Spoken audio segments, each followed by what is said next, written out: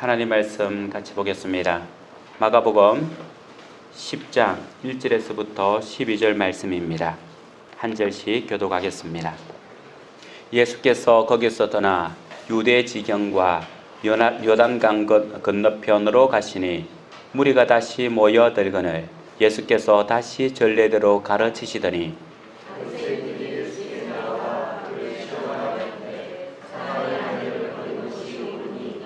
대답하여 이르시되 모세가 어떻게 너희에게 명하였느냐?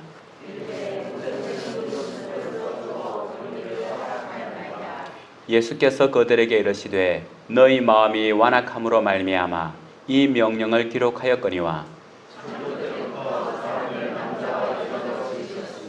이러므로 사람이 그 부모를 떠나서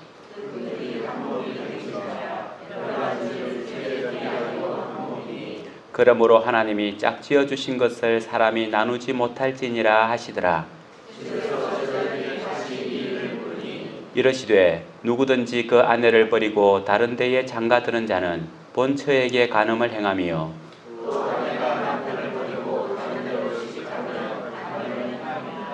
아멘. 같이 우리 주변 분들과 인사 나누도록 하겠는데요. 오늘 불렀던 찬송의 제목처럼 주 없이 살 수 없는데요. 주님 없이는 살 수 없습니다. 주님이 첫 번째입니다. 라는 인사말로 한번 나누겠습니다.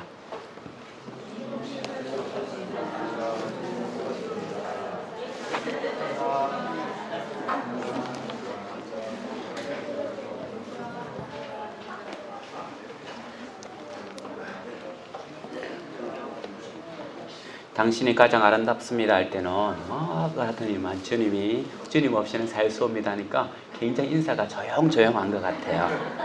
그렇죠? 교회에서 다루기 굉장히 어려운 문제가 몇 가지 있습니다. 특별히 성도님들이 교회에서 이야기를 나누거나 또 대화하는 데 있어서 어려운 주제가 있는데 정치 문제가 그 중에 하나죠. 사람들마다 정치에 대해서 또는 나라의 어떤 방향에 대해서 이야기하는 신념이 다르기 때문에 사람들마다 정치 이야기할 때는 조심해야 되고요. 특별히 교회에서는 정치 이야기를 하지 않는 것이 서로에게 덕스러운 것이기도 합니다. 정치가 가치 없는 것이라거나 정치가 쓸모없는 것은 아니에요. 우리 삶에 있어서 가장 중심을 이루고 있는 것이 정치고 우리가 한 걸음 더 잘 살기 위해서도 정치가 잘 되어야 하기 때문에 우리의 바람은 정치가 잘 되는 것이 우리의 바람이죠. 그런데 어떻게 잘 되는 것이 좋은가라고 하는 것은 사람마다 생각이 달라요.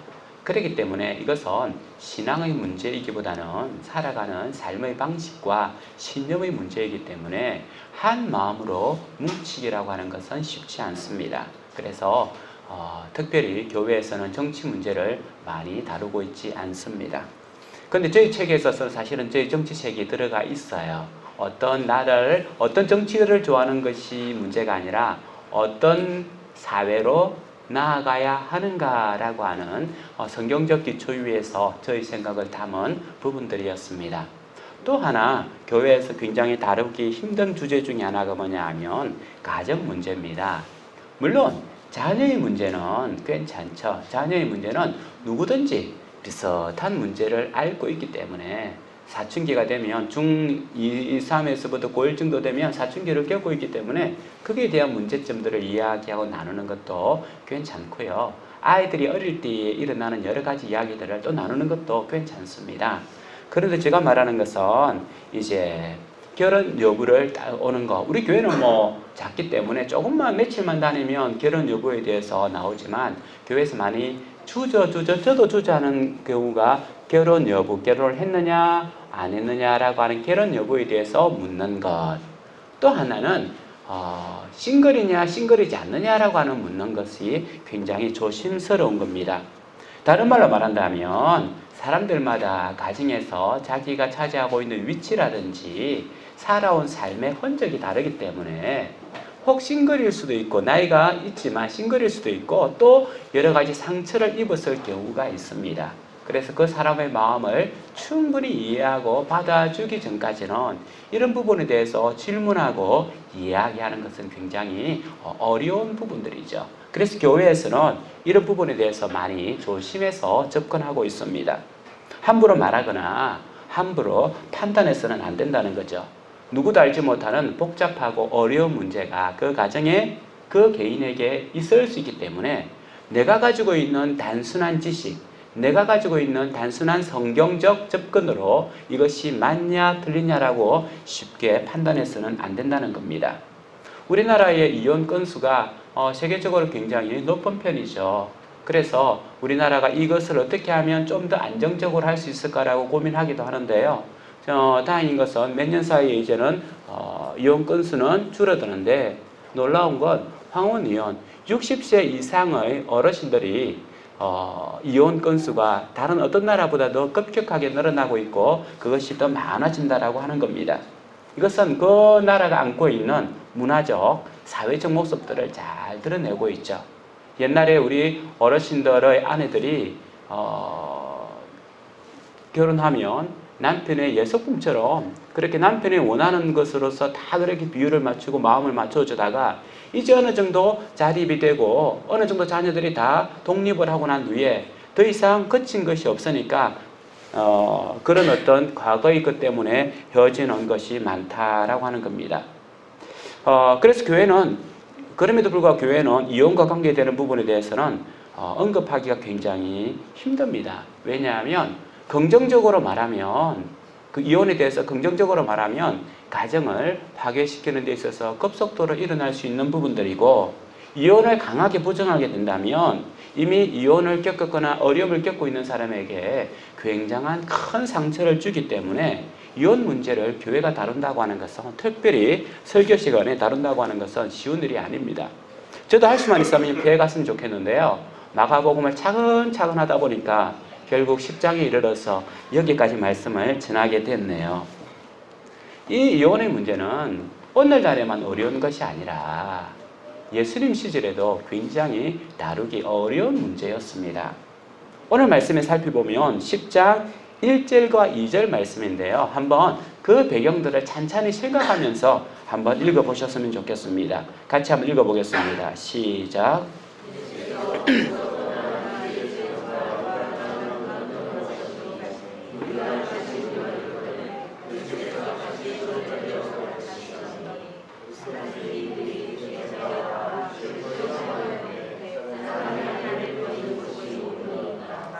10장 1절을 시작하면서 마가복음은 다시금 예수님께서 어디에 계신지를 말씀하고 있습니다.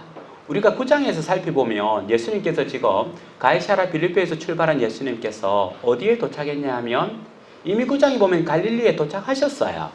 그래서 9장 30절에 보면 갈릴리 가운데로 지나가실세라고 하는 단어를 사용하셨고 33절에 있어서는 가브나움에 이르러 지금 예수님께서 갈릴리에 계시는 것을 분명하게 이야기해 주고 있습니다. 그런데 10장 1절에 들어서면서 이와 같은 말씀을 또다시 언급하고 있는 거예요. 어떻게 언급하고 있냐 하면 유대 지경과 요단강 건너편이라고 하는 말씀으로 예수님께서 지금 어디에 계신지를 명확하게 밝혀주고 있는데 왜 이것을 밝혀주냐 하면 이 다음의 문제와 직접적으로 상관되기 때문에 그래요. 성경은 어떤 구절 하나, 어떤 낱말 하나도 이유 없이 기록된 게 없어요. 다 이유가 있어서 기록됐는데 유대 지경과 요단강 건너편이라고 하는 이 단어가 꼭 필요하기 때문에 적은 겁니다. 이것은 어떤 것을 연상해주고 있냐 하면 세례 요한이 활동했던 무대를 연상해주고 있는 겁니다.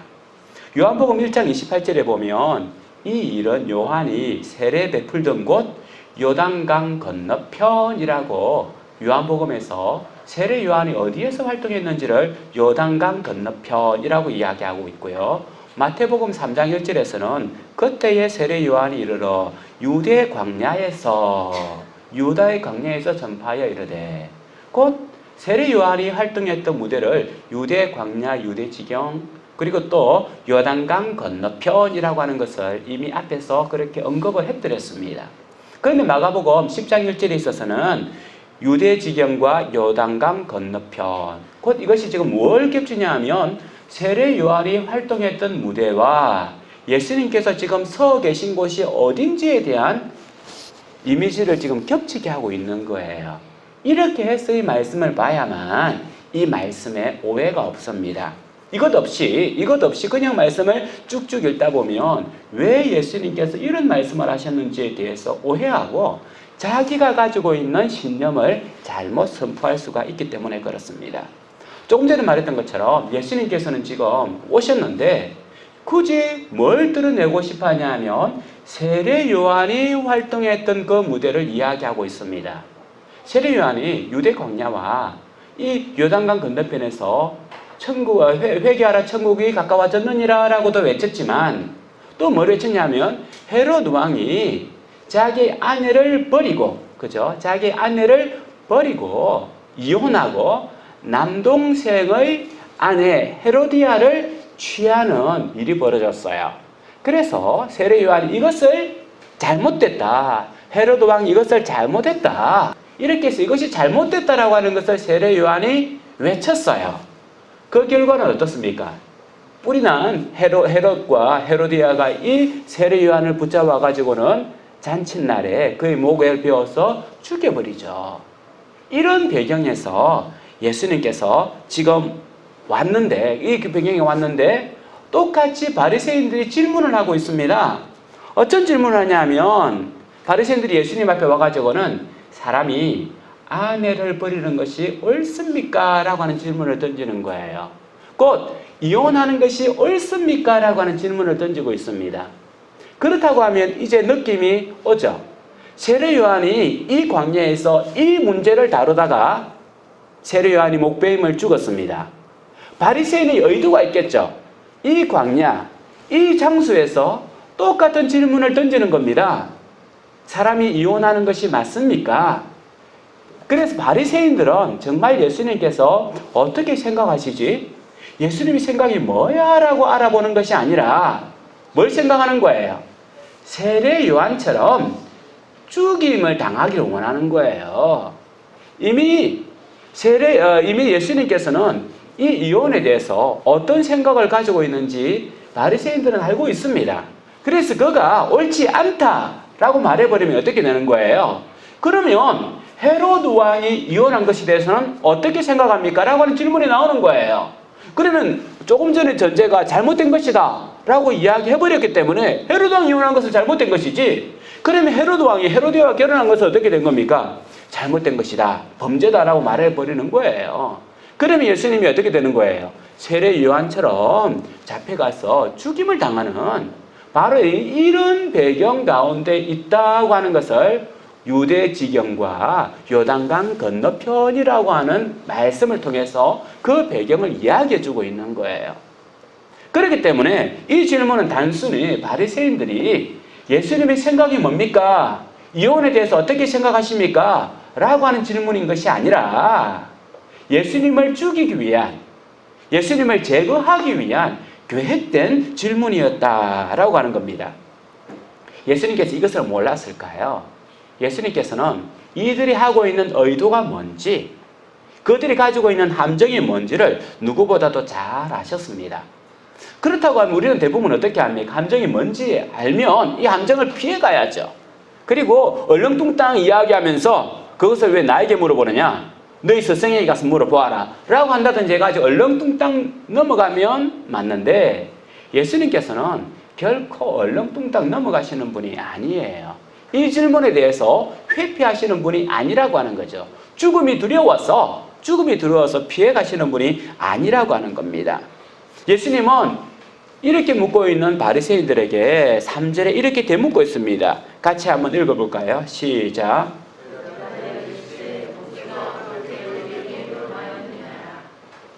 예수님이 자주 하시는 말씀인데요. 이런 악한 마음으로 질문을 던지는 그들에게 되묻는 대화 방법을 이야기하고 있습니다. 그들이 알고 있는 지식, 모세를 언급하고 있는 거죠. 모세가 어떻게 너희에게 명령하였느냐라고 말하고 있는 거예요. 모세가 기록한 게 창세기, 출애굽기, 레위기, 신명기, 민수기 5개잖아요. 이 안에서 모세가 뭐라고 명령하고 있느냐라고 질문을 던지는 겁니다. 그랬더니만 바리새인들의 대답이 이렇습니다. 같이 한번 4절 말씀도 읽어주시기 바랍니다. 시작.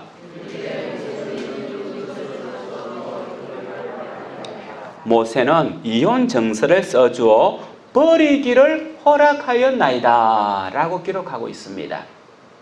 모세는 이혼 정서를 써주어 버리기를 허락하였나이다. 이 말씀이 굉장히 묘한 말씀입니다. 이 말씀은 신명기서 24장 1절 말씀을 가져온 말씀이에요. 성경을 한번 찾아서 봐야 되기 때문에 신명기서 24장 1절 말씀을 한번 찾아봐 주시기 바랍니다. 같이 한번 읽어보겠습니다. 24장 1절입니다. 신명기 시작.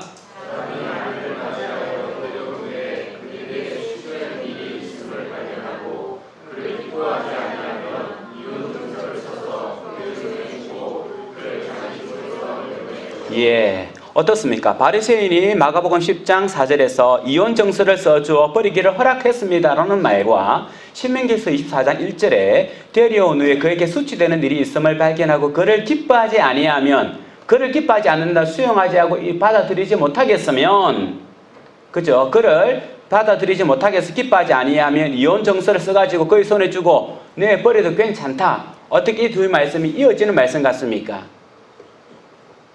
표면적으로 이어지는 말씀이죠. 이혼 정서를 네 마음에 들지 않으면 이혼 정서 써가지고는 그냥 이혼해도 괜찮다라고 하는 표면적인 말씀이에요. 이렇게 표면적으로는 이혼해도 괜찮다라고 이야기하는데 곧 이혼 정서를 써주고는 자기 집으로 돌려보내도 괜찮다.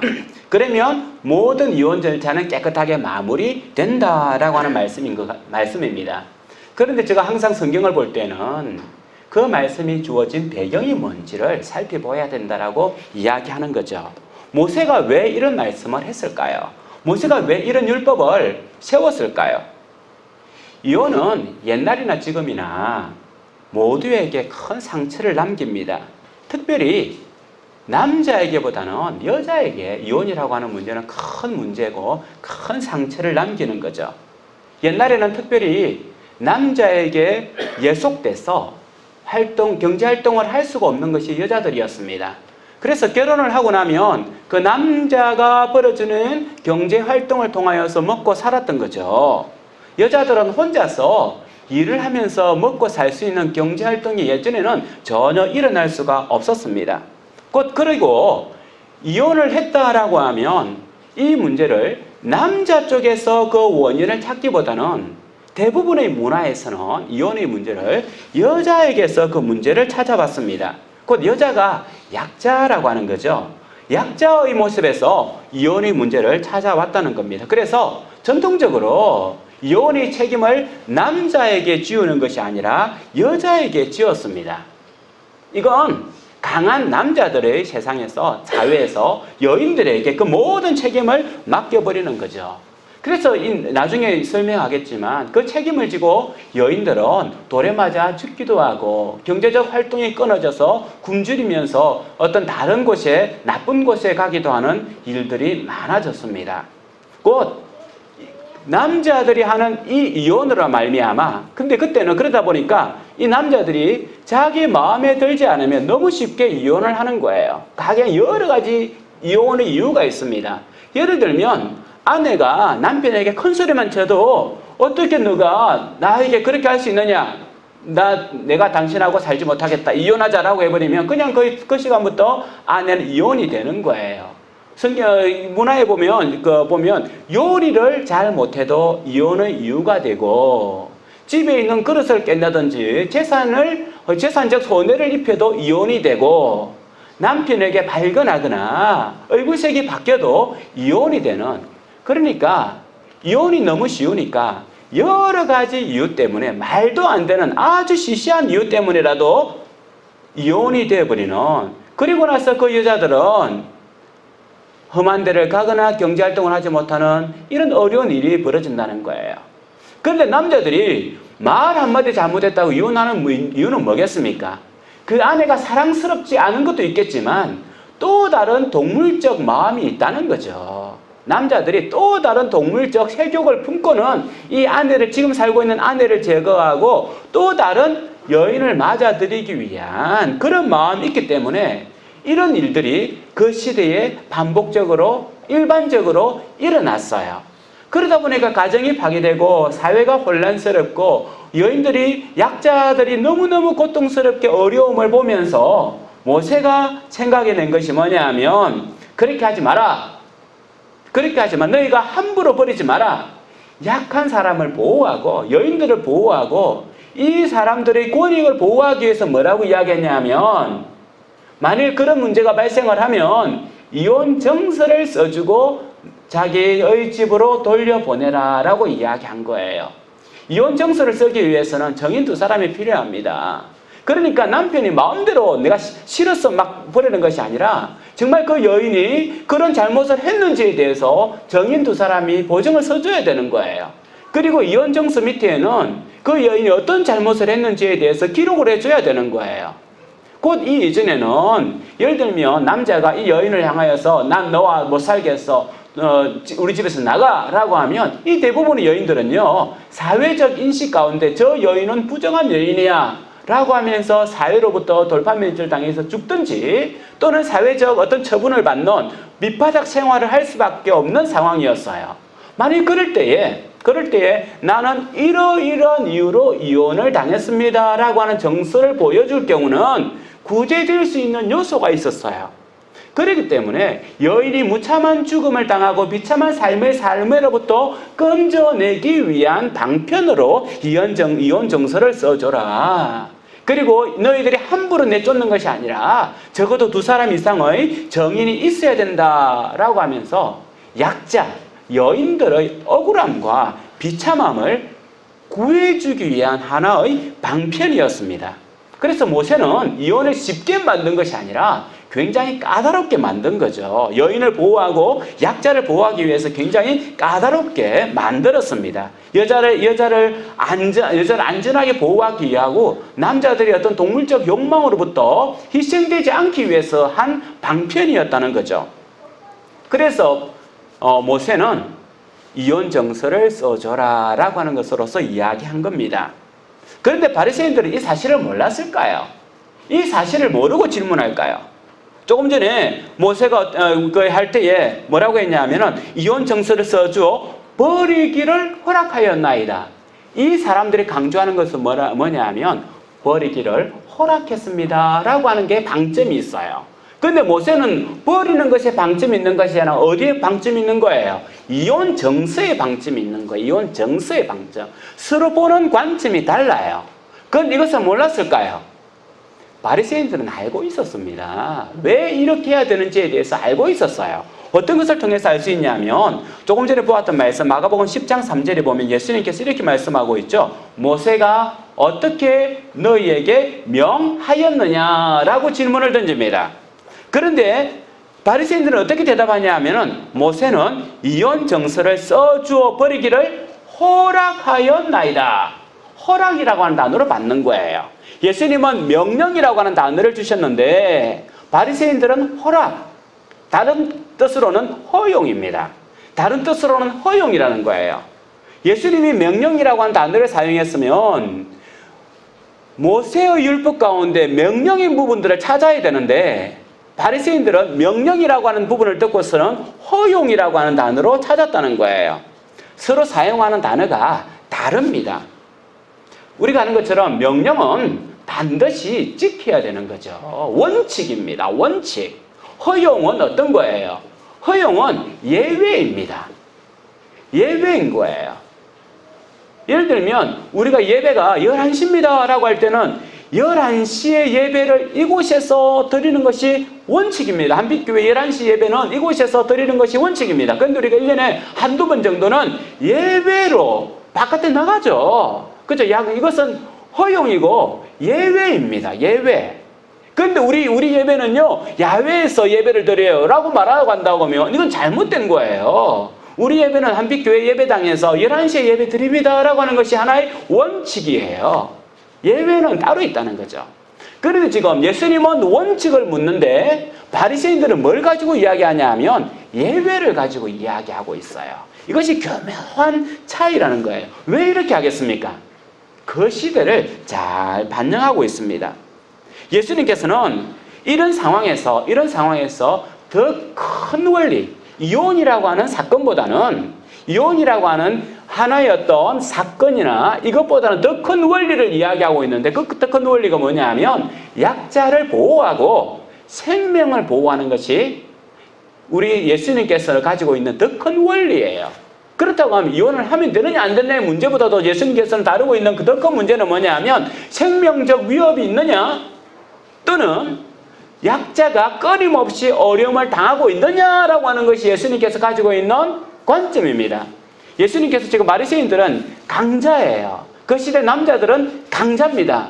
이 시대는 남자가 약자입니다만은 그 시대는 남자가 강자 입장에 있어서는 예수님께서 누구를 쳐다보고 있냐 하면 약자를 쳐다보고 있는 거예요. 여인들이 이혼당하는 것이 맞냐라고 하는 질문을 더 큰 생명의 문제, 그래서 사실은 생명의 문제로 접근을 해야 됩니다. 그리고 약자의 문제, 예수님께서는 이혼의 문제보다는 약자의 관점에서 이것을 보고 있다는 거예요. 그래서 이 큰 원리 가운데서 이야기를 하고 있는데 바리새인들은 어디의 관점이냐 하면 자기들의 관점, 강자의 관점에서 이야기하고 있습니다. 바리새인들은 모세가 그렇게 허용했습니다라고 이야기하는 거죠. 이것은 모세가 허용한 것이 아니라 약자의 관점에서 어쩔 수 없이 그래서 성경에서는 뭐라고 했냐면 너의 악함으로 인하여 그렇게 했다라고 이야기하는 거예요. 왜? 강자들의 악함에 의하여 약자가 희생당하고 있으니까 모세가 이 약자들의 편을 들어서 허용하고 예외 규정으로 두고 있다는 겁니다. 조금 전에 말했던 것처럼 하나님은 분명한 원칙을 가지고 있어요. 성경적 원칙을 가지고 있습니다. 그런데 더 큰 원칙은 뭐냐면 생명을 보호하고 약자를 보호하는 더 큰 원칙을 가지고 있다는 거죠. 그런 의미에서 주님께서는 이 바리새인들에게 질문하고 있습니다. 조금 전에 말했던 것처럼 예수님 시대 때도 여인의 문제는 굉장히 난잡한 거였습니다. 바리새인들은 신명기에서 24장 1절을 기점으로 하여서 모세가 이혼을 가르쳤다, 허용을 했다, 허락을 했다.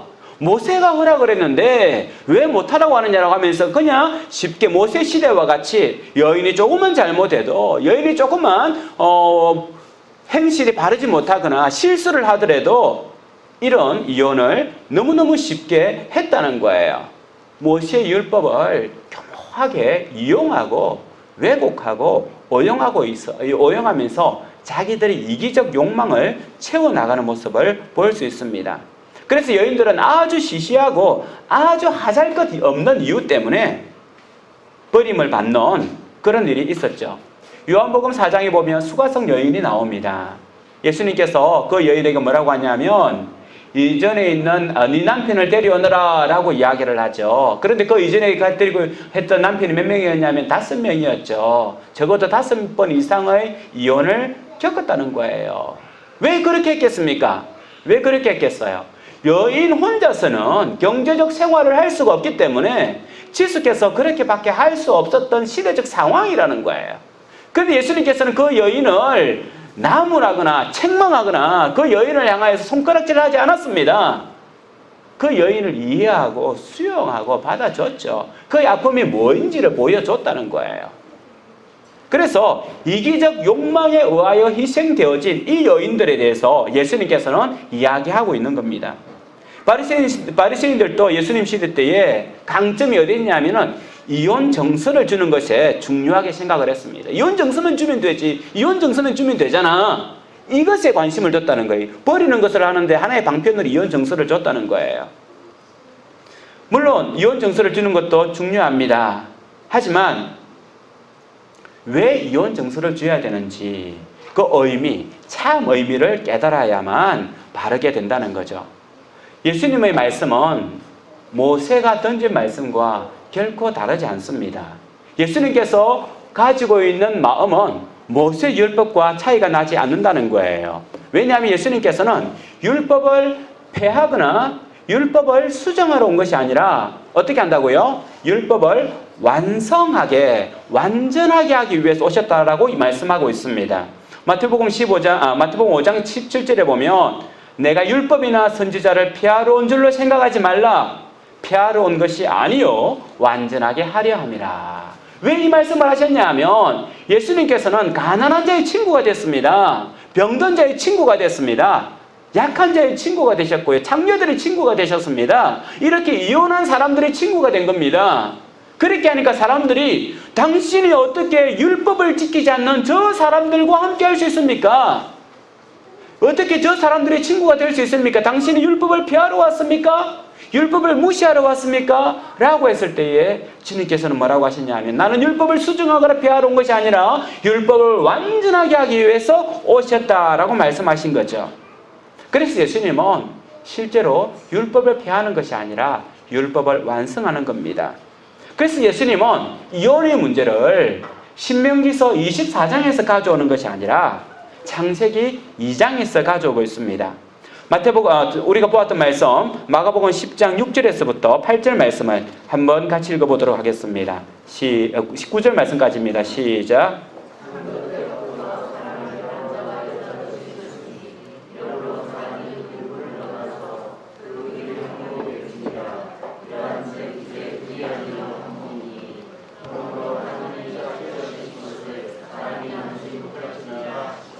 이 말씀은 창세기 2장에 나오는 말씀인데요. 모세에 대한 이야기, 바리새인들이 인용한 구절들은 신명기서 24장에 나오는 말씀이에요. 곧 신명기서 24장은 사람이 범죄한 후에 나오는 말씀입니다. 그런데 창세기 2장은 이 말씀은 사람이 범죄하기 전의 말씀이에요. 예수님은 사람이 범죄한 후의 말씀을 가져온 것이 아니라 사람이 범죄하기 전의 말씀, 곧 근본적, 본질적, 원형의 말씀을 가지고는 가정에 대해서, 이혼에 대해서 말씀해 주고 있습니다. 우리가 잘 알고 있는 것처럼 다시 한 번 더 말씀을 찾아가 보겠습니다. 창세기 2장 22절로부터 25절 말씀까지 같이 한번 읽어보도록 하겠습니다. 22절부터입니다. 시작.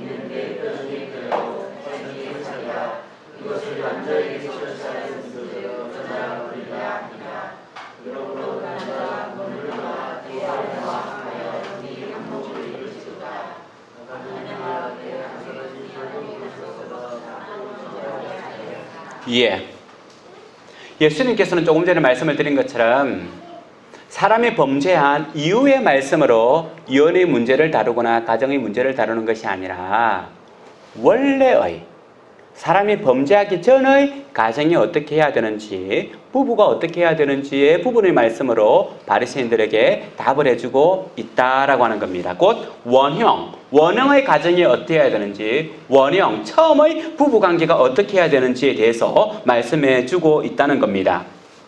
결혼이라고 하는 것은 신성한 겁니다. 가정이라고 하는 것은 신성한 거예요. 하나님께서 만드신 첫 번째 모임이고 첫 번째 제도이기 때문에 그렇습니다. 남자와 여자가 만나서 결혼한다고 하는 것은 단순히 민법상으로 계약하는 것이 아닙니다. 어떤 파트너십을 이루어서 서로 부족한 것을 모아서 가는 것이 아니에요. 그런데 요즘 시대는 민법상의 계약이요, 파트너십의 개념으로 받아들이는 경우가 많은데 성경에서 말하고 있는 가정이라고 하는 것은, 부부 사이라고 하는 것은 신성한 겁니다. 하나님께서 만드신 제도이고 하나님께서 거룩하게 하신 겁니다. 그래서 성경에 보면 사람이 함부로 이것을 깨지 못한다라고 말하고 있는 거죠. 이것이 하나님께서 만드신 것이기 때문에 그렇습니다. 하나님께서는 이 죄로 물들기 전의 가정, 아담과 하와가 범죄하기 전의 가정이 어떠했는지를 우리에게 보여주고 있습니다. 곧 이렇게 하는 이유는 하나님 나라를 살아가는 우리가 어떤 부부관계, 어떤 가정을 만들어야 되는지에 대해서 말씀해 준다는 거예요. 예수님께서는 이 땅에 오셔서 하나님 나라를 선포하셨습니다. 병든 자를 고치시고 또 하나님 나라를 선포하면서 이 땅에 하나님 나라가 임한 것을 말씀하셨는데, 바로 이 원리에 따라서 부부의 관계와 가정의 신성성을 여기에서 찾아가고 있다고 하는 말씀입니다. 조금 전에 말했던 것처럼 가정의 원형은 신성합니다. 사람이 함부로 깰 수 없는, 사람이 스스로 깰 수 없는 신성한 것이에요. 그래서 주님께서는 이 창세기에서 말씀을 가져와서 가정은 신성한 것이다, 아무도 깰 수 없는 것이다 라고 말씀하고 있는 겁니다. 그러면 우리는, 하나님 나라를 살아가는 우리는 어떻게 하면 가정을 신성하게 만들어 갈 수 있는가라고 하는 것이 우리 주님의 방점이에요. 주님은 하나님 나라를 살아가고 있는 이 시대를 살아가고 있는 우리가 어떻게 가정을 신성하게 만들어 갈 수 있는가? 첫 번째로는 오늘 말씀에 창세기를 살펴볼 때에 가족의 구성원들은 서로 구별은 되지만 동등한 겁니다. 22절, 창세기 2장 22절 말씀을 다시 한 번 더 읽어보도록 하겠습니다. 시작. 여호와 하나님이 아담에게서 취하신 그 갈빗대로 여자를 만드시고 그를 아담에게로 이끌어 오시니. 가정은 서로 구별됩니다. 그죠? 가정에 있는 사람들은 서로 구별이 돼요. 아버지와 어머니로서의 구별이 있고요, 부모와 자녀로서의 구별이 있습니다. 하지만 구별이 있는 것이지 차별이 있는 것은 아니라는 거예요. 예수님이 살아가던 그 바리새인들처럼 남편과 아내라고 하는 건 차별이 있는 것이 아닙니다. 부모와 자녀라고 하는 이런 차별적인 시각으로 가정이 있다는 것이 아니라는 거예요. 모든 사람은 하나님의 형상으로 만들어져 있기 때문에 뱃속에 있는 그 아이 때부터 시작하여 죽음에 이르는 모든 어르신에 이르기까지 모든 사람은 동등하다는 거예요. 모든 가정에서 동등합니다. 동등하다고 하는 것은 하나님 앞에서 똑같은 존재라고 하는 거예요. 어떻게 동등합니까? 아담의 갈빗배에서부터 하와를 만들었다고 하는 것은 아담과 하와가 같은 격이라고 하는 거예요. 같은 격. 그래서 하는 역할들은 다를 수 있습니다. 남성과 여성으로서의 구별적 역할들은 다를 수 있지만 같은 격으로서 같이 움직인다는 거죠. 그래서 원형적 가정에 있어서 가장 중요한 것은 남편과 아내, 부모와 자녀는 동등하다는 거예요. 인격적 동등성을 가지고 있습니다. 이것이 인정이 돼야 된다는 거예요. 자녀들이 부모의 예속물이 아닙니다. 내가 원하는 대로 자녀들을 키우는 것이 아니라는 거예요. 내가 내 자녀들에게 함부로 감정 표현들을 할 수 없는 이유는 거기에 있는 거예요. 내 남편과 내 아내에게 함부로 감정 표현을 할 수 없는 이유는 동등하기 때문에 그렇습니다. 그 말은 인격적으로 다가서야 된다는 거예요. 동등하다고 하는 말은 가족 모든 구성원들에게 인격적으로 다가서야 된다라고 하는 거죠. 한쪽이 차별을 받거나 무시를 받으면 연합이 일어나지 않는 거죠. 갈빗벌에부터 취하였다고 하는 것은 모든 사람들은 자기처럼 인격적 존재로서 대우받아야 된다라고 하는 것을 말씀하고 있습니다. 두 번째로는 원형적 가정, 신성한 가정을 이루기 위해서는 용서해야 됩니다. 용서가 일어나야 되는 거죠. 아담과 하와가 이 가정이 깨진 이유는 뭡니까? 서로 용서하지 않았기 때문에 그렇죠. 책임을 누구에게 맡깁니까? 내 남편이, 내 아내가 라고 하면서 어떤 문제가 일어난 것에 대한 죄의 책임을 용서하지 않고 상대방에게 떠넘김으로 말미암아 원형적 가정이 파괴되는 거예요. 원형적 가정이 파괴되는 것은 용서하지 않으면 가정이 파괴되는 겁니다. 누가 용서합니까? 강한 자가 약한 자를 용서합니까? 약한 자가 강한 자를 용서합니까? 다 용서해야 돼요. 자녀가 부모를 용서하고 부모가 자녀를 용서하고 남편이 아내를 용서하고 아내가 남편을 용서하는 이런 것이 일어날 때에 가정이 원형적 가정으로 이어져 갈 수가 있습니다. 같이 살다 보면 불만이 생기고 약점이 보입니다. 그럴 때 우리에게 필요한 것은 뭐냐 하면 용서가 필요한 거죠. 우리가 먼저 하나님으로부터 용서받은 이유가 거기에 있습니다. 우리가 하나님을 믿지 않는 사람들이 용서하라고 하는 부분이 아니에요. 이 땅에서 하나님 나라를 만들어가는 우리가 용서해야 되는 이유는 하나님 나라에 들었을 때에 주님께서 우리를 먼저 용서해 주셨기 때문에, 하찮은 죄인이었던 우리를 먼저 용서해 주셨기 때문에 우리가 큰 용서를 받았으므로 작은 것에 대해서 용서해 줘야 된다는 거예요. 우리가 언제 상처 입습니까? 아내가 그냥 짜증나서 던지는 말 한마디에 저는 상처 입습니다. 여러분들은 심장이 두꺼워서 안 입을지 모르겠지만 우리 자녀들도 그래요. 부모가 그냥 짜증나서 한마디 툭 던지는 말에 그냥 상처를 입는 거예요. 그런데 우리는 어떤 겁니까? 더 큰 용서를 받았잖아요. 더 큰 용서를. 작은 말 한마디뿐만 아니라 얼마나 큰 죄를 지었는데 하나님께서 우리를 용서해 주셨잖아요. 그렇다고 하면 내가 용서받은 것이 얼마만한데 그까짓 건 내가 용서해 주지 못하겠어? 라고 하는 접근이 필요하다는, 그까짓 건 내가 용서해 주지 못하겠어? 라고 한다면 내 마음에서 상대방에 대한 분노가 내려앉을 수 있어요. 분노는요, 용서하지 못해서 일어나는 감정입니다. 그런데 조금 전에 말했던 것처럼 내가 얼마나 큰 용서를 받았는데 그까짓 것쯤이야 내가 뭐 용서해버리고 말지 라고 하는, 제가 옛날에 읽었던 동화 중에 그 한 장면 중에 이런 것이 있어요. 한 아이가 이제 초등학교 한 2, 3학년 되는 아이가 막 바깥에서 싸웠는지 막 맞아가지고 이렇게 벌게 가지고 들어봤어요. 그러면서 엄마한테 엄마 바깥에 싸웠어 하면서 이제 막 내가 이렇게 맞아가니까 엄마가 이제 그 물을 받아주면서 아이를 목에가 씻겨주는 거예요. 씻겨주면서 막 묻어주면서 야, 너는 바보처럼 맞고만 다니는 거야. 너는 그래 맞으면서 아무것도 한 일이 없어. 라고 막 엄마가 야단치니까 그 9살짜리 아이가 하는 말이, 왜 엄마 내가 한 게 없어. 나는 걔를 용서해 줬어. 라고 했다는 거예요. 뭐냐면 그게 바로 분노가 가라앉는 거예요.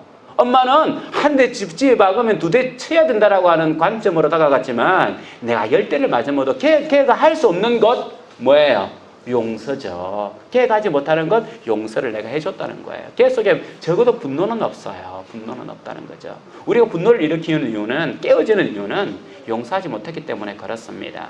상대방이 용서를 빌어야만 내가 용서해 주겠다라고 하는 것은 다른 세상에서, 바깥 세상에서는 give and take예요. 그런데 그리스도 안에서는요, 용서를 빌어야만 용서받는 게 아니죠. 우리가 예수님을 믿기 전에 예수님 앞에서 막 그게 아니죠. 예수님께서 우리를 먼저 사랑하셔서 용서해 주셨으므로 우리가 기도하고 회개할 수 있는 은혜가 있었지 않습니까? 그래서 원형적 가정을 이루기 위해서는 무조건적으로 먼저 용서해 주는 거예요. 무조건적으로 먼저 용서해 주는 겁니다. 마지막으로 원형적 가정을 이루기 위해서는 신뢰해야 되는 거예요. 신뢰해야 되는 겁니다. 24절과 25절, 창세기 2장 24절과 25절, 24절과 25절 같이 읽어보겠습니다. 시작. 이러므로 남자가 부모를 떠나 그의 아내가 합하여 둘이 한 몸을 이룰지로다. 아담과 그의 아내 두 사람이 벌거벗었으나 부끄러워하지 아니하니라. 왜 부끄러워하지 않을까요? 한 몸이기 때문에. 한 몸이라고 하는 것은 뭐예요? 신뢰죠. 한 몸이라고 하는 것은 신뢰입니다.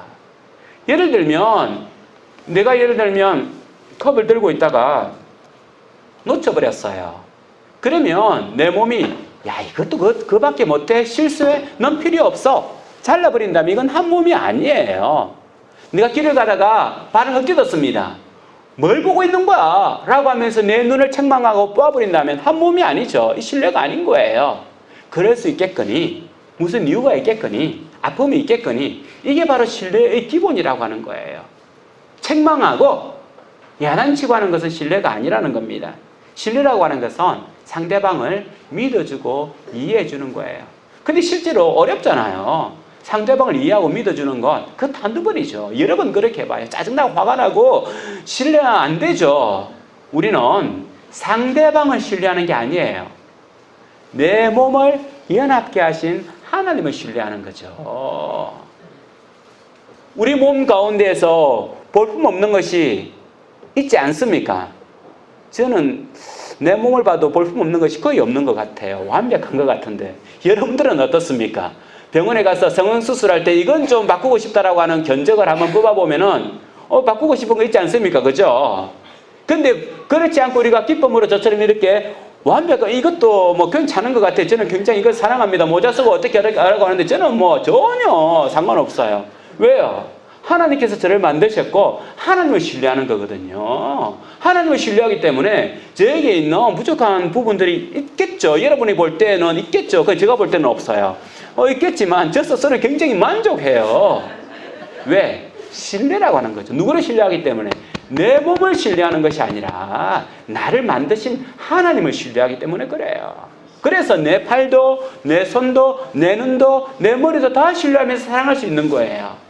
뭐냐면 신뢰라고 하는 것은 상대방을 신뢰하는 게 아니에요. 내 남편을 신뢰하고 내 아내를 신뢰하는 게 아니에요. 아내를 허락하신 하나님을 신뢰하는 거고 가정을 주시는 하나님을 신뢰하는 거예요. 그럴 때 우리가 상대방을 인정하고 수용하고 인내하고 기다릴 수 있는 겁니다. 신뢰가 바탕이 될 때에 기다릴 수 있는 거예요. 우리가 잘 알고 있는 누가복음 15장에 보면 집을 나간 당자의 아들이 있습니다. 그 아버지는 매일매일 나가서 그 아들이 돌아오나 지켜보고 있는 거죠. 어떻게 기다릴 수 있습니까? 신뢰하기 때문에. 그 아들이 돌아올 것이다라고 하는 것을 신뢰하기 때문에 기다릴 수가 있는 거예요. 하나님, 바로 그겁니다. 우리가 상대방에 대해서 상대방이 인격적이고 상대방이 훌륭하고 상대방이 멋있어서라고 하는 것은 인연을 못 넘겨요. 하나님을 신뢰할 때에 죽을 때까지 상대방을 신뢰할 수가 있는 겁니다. 죽을 때까지 함께 걸을 수가 있는 거예요. 하나님, 우리 예수님께서는 이혼의 문제를 이야기하시는데 예수님은 원형적 가정의 모습을 우리에게 해답해 주고 있습니다. 원형적 가정을 회복하라고 이야기해 주고 있는 거죠. 말씀을 맺도록 하겠습니다. 바리새인들은 예수님 앞에 도전적 질문을 던지면서 시험하려고 했지만 예수님은 거기에 흔들리지 아니하고 실제적 가정이 어떻게 해야 되는지, 우리가 어떤 가정을 만들어 가야 되는지에 대해서 말씀해 주고 있습니다. 결론적으로는 예수님께서는 약한 자의 편에 서서 말씀하고 있는 거예요. 연약한 자의 편에 서서 말씀해 주고 있는 겁니다.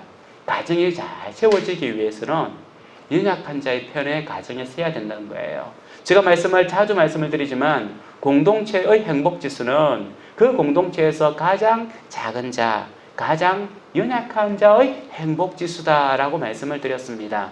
우리 가정, 또 우리 교회, 우리의 공동체가 행복해지기 위해서는 연약한 자의 행복지수를 높일 필요가 있습니다. 그들을 더 수용하고 더 받아들이고 더 이해할 때에 하나님께서 원하시는 그 원형적 가정이 회복될 수 있다고 하는 겁니다.